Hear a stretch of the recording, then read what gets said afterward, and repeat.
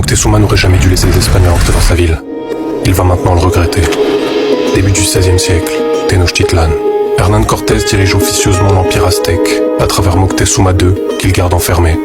Officiellement, les Espagnols sont des invités de l'empereur, et personne n'est dupe. Et le peuple digère très mal la docilité de Moctezuma. La colère monte, mais pour l'heure, seul règne une apathie étrange qui inquiète Pedro de Alvarado, responsable des troupes laissées dans la ville alors que Cortés est absent.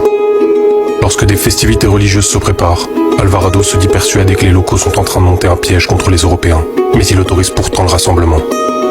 On est en mai, le temps est doux et la fête commence. La noblesse aztèque se rassemble alors dans un temple pour célébrer le dieu Tezcatlipoca. Les musiciens entament les célébrations et les Aztèques se mettent à chanter et danser. Mais dans le même temps, Alvarado et les Espagnols ont revêtu leurs armures et les voilà qui ferment discrètement toutes les issues du temple. Puis ils pénètrent dans son enceinte bercée au son des festivités. D'un coup, la musique est remplacée par des cris d'effroi, alors que les Espagnols coupent les mains des musiciens, puis leur gorge. Leur discrétion s'efface maintenant au profit d'une cruelle brutalité.